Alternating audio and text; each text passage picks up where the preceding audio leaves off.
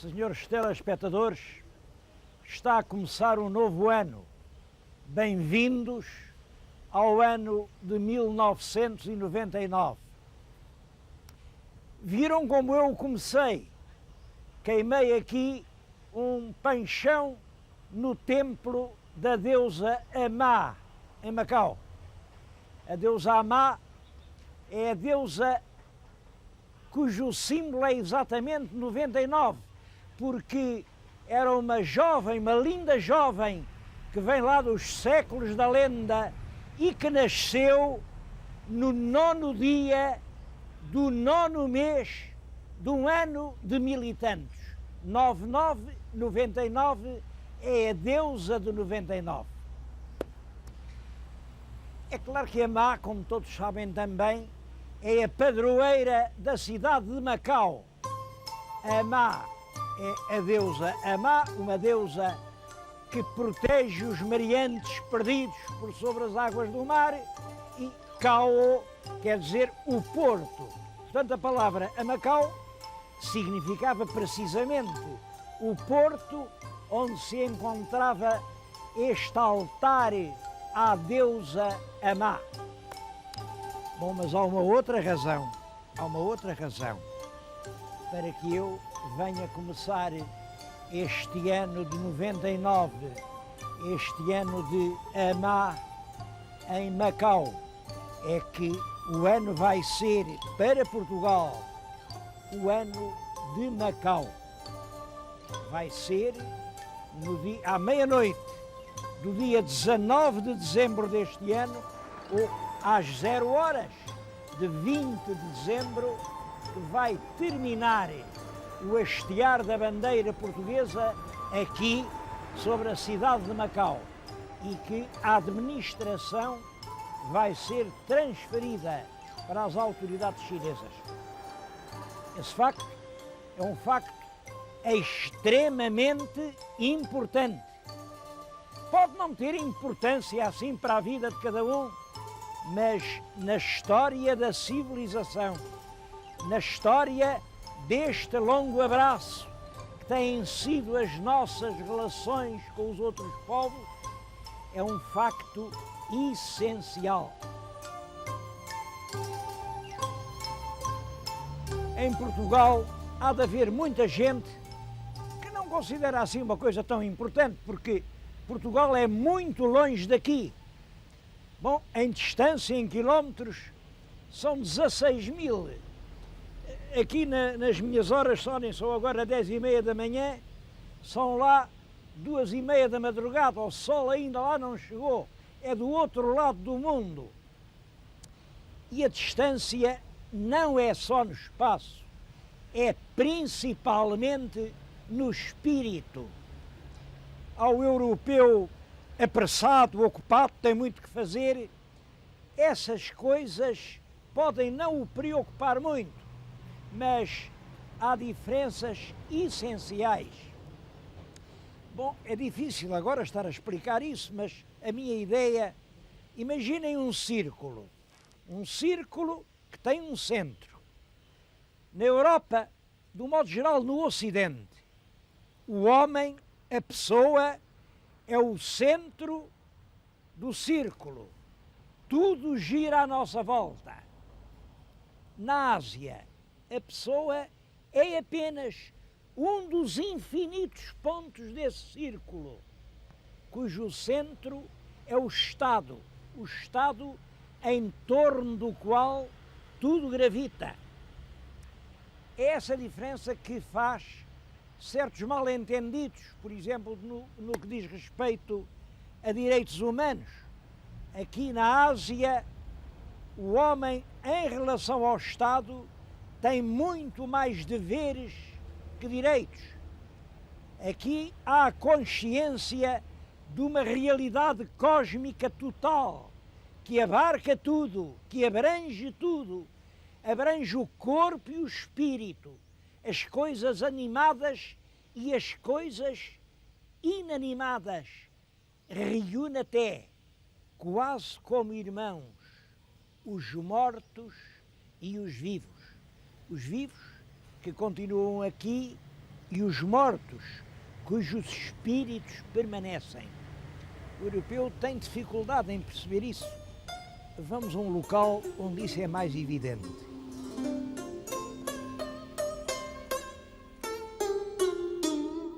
Eu vim ao templo de Kunyame. O lugar de Kunyame é um sítio de convívio entre os mortos e os vivos. Aqui vêm os que ainda vivem prestar homenagem aos seus mortos. Há muitas maneiras de prestar homenagem. Por exemplo, trazer-lhes fruta, galinha cozida, vinho de arroz. Bom, eles bem sabem que os mortos não comem, mas aquilo é-lhes oferecido, é como se eles comessem. Outras maneiras mais espirituais é queimar incenso. Vêem aqui à volta do teto, aquilo é uma coisa que se chama tap-é-um. O tap-é-um quer dizer incenso em forma de pagode chinês. O pagode era um templo. Eu tenho aqui, isto representa o pagode chinês. Mas vejam como a Europa nunca entendeu a Ásia. A gente chama pagode, pagode assim é uma funçanata, sem brincadeira, sem graça. Pagode, é um pagode. Não, o pagode é uma coisa muito séria. Pagode é um lugar onde os mortos não morrem. Eu próprio vim aqui, tenho na mão algumas barras de incenso que vou queimar aos meus mortos que não morreram. Eu tenho bem em frente da minha cama o meu pai. Nas horas difíceis eu pergunto: pai, agora como é que tu fazias? No meu escritório de advogado, na Rua do Ouro, está o António, meu irmão que continua vivo. António. E a justiça? Qual é a justiça? E a minha mãe? A minha mãe é quem eu tantas vezes pergunto: mãe, tu dizes que perdoas tudo. E como é que ias perdoar esta ofensa?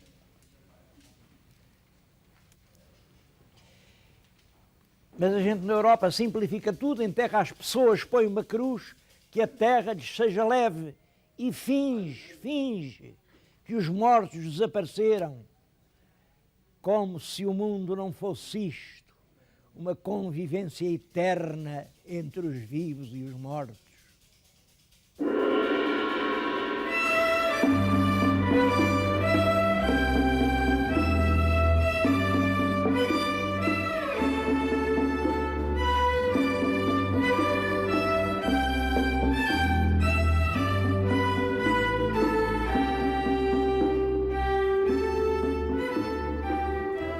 Este templo de Kunyame tem um outro marcante significado histórico. Os senhores telespectadores estão a ver diante de mim esta mesa, uma mesa redonda. Bom, foi aqui, nesta mesa, que foi assinado em 1844 o primeiro grande tratado entre o Velho Mundo, representado pela China, e o Novo Mundo, representado pelos Estados Unidos da América.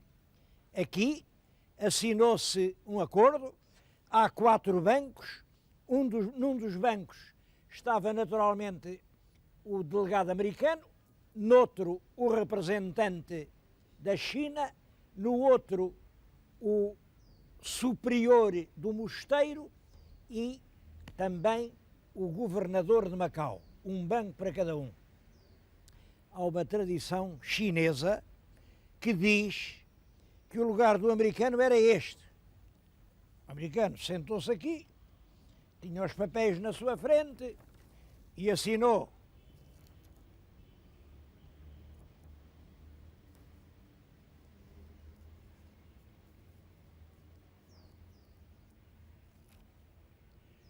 Porque é que dizem que o lugar era este? Como veem, a mesa é um círculo que está dividido ao meio. Bom, não é bem ao meio. Esta metade de cá é muito maior que a de lá. Mas dizem que os americanos, quando dividem, é sempre assim. A metade deles é sempre maior que a metade dos outros. O que este ato significa é que já então Macau estava a desempenhar a missão que sempre teve no mundo. Um espaço de aproximação, um elo de ligação entre o Oriente e o Ocidente, uma região de refúgio, de paz, de tolerância. Reparem, eu há momentos estive ali a queimar incenso aos meus mortos. Ninguém me perguntou quem eu era, eu não pedi licença para fazer aquilo. Ninguém quis saber de onde eu vinha ou quem eram os mortos a quem eu prestava homenagem. Entrei, estive, saí. E aquilo é bem o espírito de Macau. Foi um espaço ecuménico, um lugar de todo o mundo, um templo, onde houve sempre paz para todos. E foi assim de lado a lado. Nós também não perguntámos aos chineses que deuses eram estes, que estranhos ritos é que eles seguiam. Há uma coisa muito curiosa, que é o próprio nome de Macau.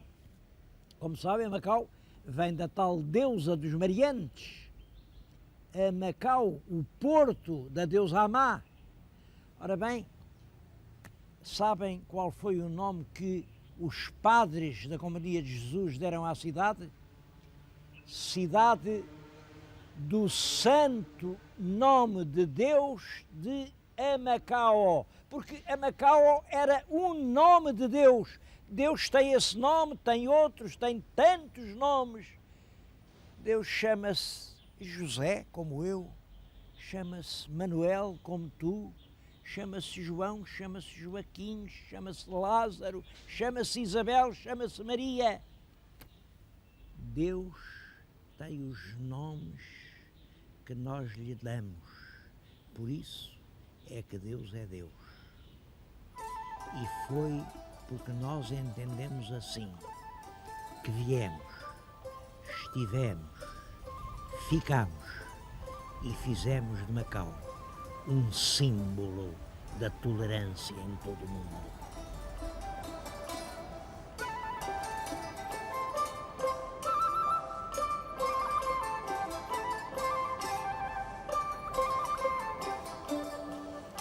O velho templo da deusa Amá marcava o porto dos pescadores. Ainda hoje, nos rochedos, estão gravadas as imagens de barcos do século XVI, XVII. Foi, portanto, seguramente ali que estiveram os primeiros navios portugueses. Ali deve ter desembarcado Camões, que, como sabem, esteve aqui em Macau durante 3 anos. Bom, é à volta daquele pequeno porto que se vai estabelecendo lentamente uma povoação. Primeiro uma pequena aldeia, depois é uma cidade que sobe pela encosta até ser esta lindíssima cidade que hoje é Macau. E Amá continuou sempre a ser considerada a divindade protetora, a que acolhe de braços abertos. Estou a falar-lhes diante de uma estátua cheia de significação. É um grande bloco de jade branco. Tem a altura, são precisamente, reparem, 19 metros e 99 centímetros de altura. 19,99. Porque é que eles não fizeram 20 metros? Bom, precisamente para marcar um ano, 1999, este ano que começa. e 1999, porque é o ano que vai assistir à cessação da administração portuguesa. É importante isto, nós vamos sair exatamente da mesma maneira como entramos, em paz, entre abraços, entre cerimónias festivas. Os portugueses estiveram em Macau, nunca dispararam um tiro para isso, nunca invocaram um direito de conquista, uma soberania, direitos de império, nunca disseram aqui quem manda sou eu, nada disso. Os portugueses estavam porque eram bem queridos, eram bem amados, estavam porque era do interesse dos mandarins que eles estivessem. E estiveram enquanto o interesse foi mútuo, porque reparem, era um contrato bilateral. Num contrato têm de ser dois a querer. Quando é só um que quer, deixa de haver contrato. Há um distrato. É exatamente isso que acontece. A presença de um porto europeu aqui na foz do Rio das Pérolas era do interesse da atividade da economia chinesa no século XVI. E foi no século XVII, e foi no século XVIII, e foi durante uma parte do século XIX. Depois mundializou-se a economia, abriram outros portos, chegaram os ingleses, chegaram os americanos, chegou todo o mundo está a ser uma aldeia global. Hoje, é claro, a China não tem interesse algum em ter um porto nas suas águas, na posse de outro povo que não seja o próprio povo chinês.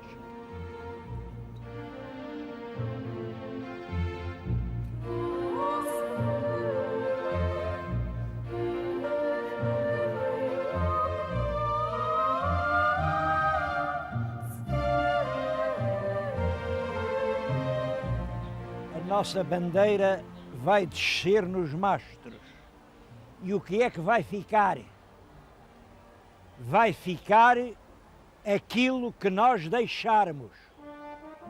Olhem, vai ficar a mocidade das escolas, vão ficar estes monumentos, vão ficar as portas da amizade, o terminal marítimo que veio facilitar as comunicações, veio ficar aquele belíssimo aeroporto que nos tem ligado diretamente a Lisboa, e o Museu do Mar, dos mais belos museus que eu até hoje vi, e o Museu de Macau, e o Centro Cultural que presume ser o mais completo de todo o sul da Ásia, e o estádio, e o hipódromo, onde todos os dias se apostam milhões, e a ponte da amizade com aquele seu perfil de dragão, e a ponte Lótus. Começam as obras agora, o que estão a ver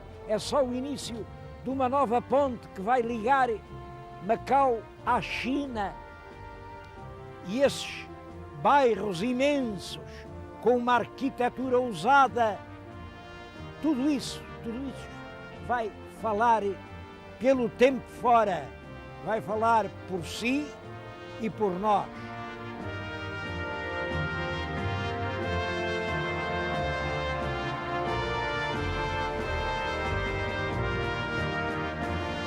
É possível que alguns dos senhores telespectadores que têm a paciência de estar a ver este programa façam algumas perguntas de si para si. Bom, e uma é esta. Então, agora, que chegou a hora de fazer as malas, de salvar o que ainda estava a tempo de ser salvo, agora é que estamos a fazer essas obras todas que não podem deixar de custar milhões de contos. É verdade, mas a resposta é simples. É que nós saímos, mas Macau continua. E as obras estão todas a ser feitas com dinheiro inteiramente de Macau. O governo entende, e a meu ver entende bem, que o que pertence a Macau tem de ser gasto em Macau. Outra pergunta é esta: então, mas Macau, tão pequenino, isto são 24 km², tem assim tanto dinheiro para fazer essas obras todas? Tem. Esse é o prémio da sua condição de ponto de encontro de povos, de culturas, de interesses, de convergência de civilizações. É que o monismo foi sempre estéril. A uma só voz não pode haver diálogos. Pelo contrário, o pluralismo é fecundo, gera as sementes que fazem nascer a vida. Em Macau encontraram-se e conjugaram-se, deram-se as mãos, o Oriente e o Ocidente. E esse foi o segredo do fulgurante sucesso da cidade.